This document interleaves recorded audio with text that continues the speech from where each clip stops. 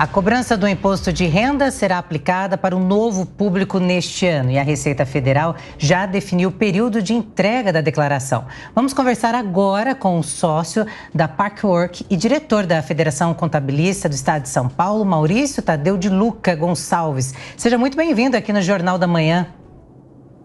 Bom dia, Elisângela. Bom dia a todos da Jovem Pan. Ótimo dia. Quero começar perguntando para que as pessoas entendam, sobre essa mudança, o que vai alterar em relação ao imposto de renda. Bom, para quem era isento de imposto de renda, ganhava até R$ 2.112, houve uma mudança agora, porque houve um aumento no salário mínimo, né?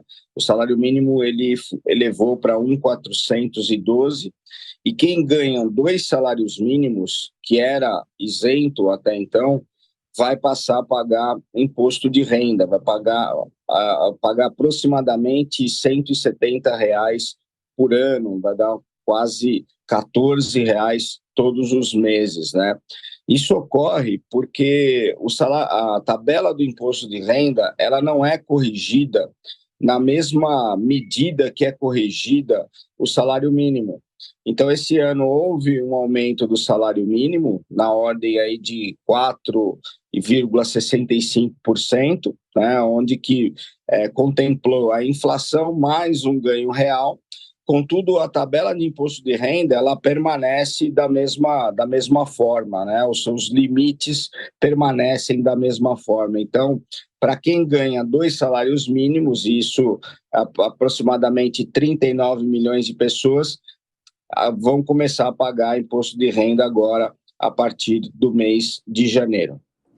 E, Maurício, o que é que impede essa correção da tabela sobre a qual você fez referência agora? Porque não é um problema novo. Há muitos anos a gente ouve falar sobre a defasagem da tabela do imposto de renda, sobre o fato de que não é corrigido esse teto de isenção e que há necessidade de que isso seja feito, mas nunca acontece. Por quê? Qual que é a grande dificuldade que leva o governo federal, e não só o governo atual, mas governos anteriores, a não promover esse reajuste, essa atualização da tabela do imposto de renda, Maurício?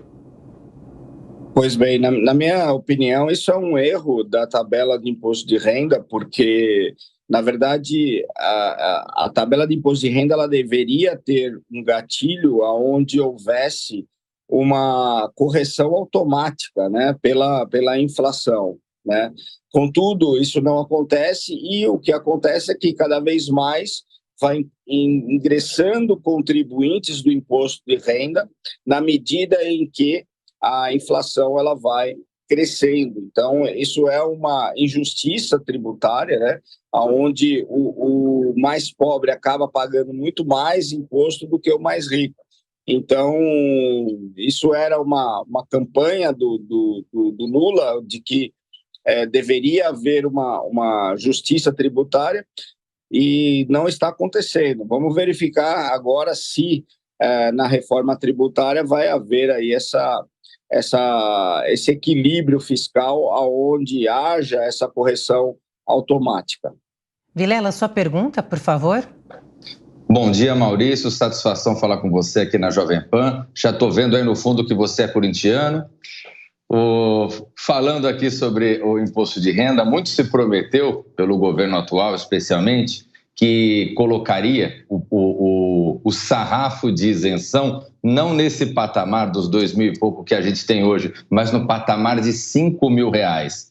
Algo que nos parece bastante difícil de ser colocado na prática. Qual que é a sua visão? Você entende que essa promessa ficou na campanha ou é algo que realmente é factível que o Brasil consiga atingir esse patamar? Quais serão as consequências se isso de fato se colocado na prática? Muito obrigado, Vilela. Um ótimo dia. Sem dúvida nenhuma, existe, obviamente, essa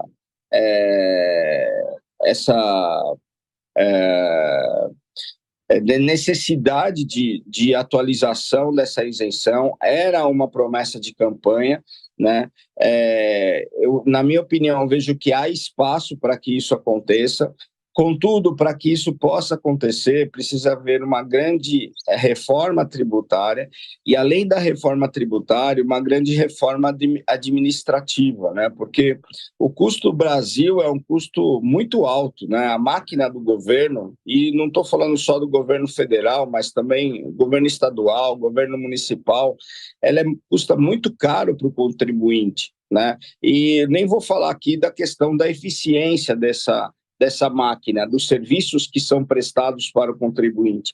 Mas, se houver uma grande reforma, não só tributária, mas também uma reforma administrativa, de fato, cabe, né, essa isenção para quem ganha até R$ 5.000, e seria, obviamente, o ótimo para a economia, porque essas pessoas teriam muito mais poder de compra.